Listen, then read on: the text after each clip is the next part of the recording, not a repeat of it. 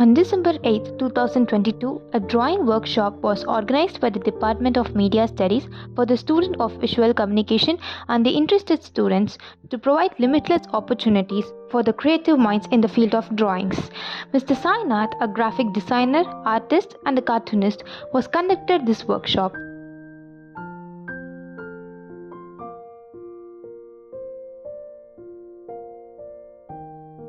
The number of students from each class was actively involved in this workshop. The students were taught a wide range of skills: pencil shading, portrait, light and shading, and the technique of drawing an open eye.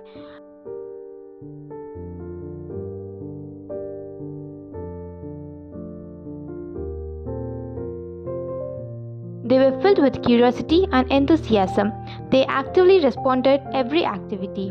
The cooperation and discipline reflected between the student and the mentor made this workshop a great success. In the end of the session, during the valedictory, a few students gave their feedbacks by thanking him.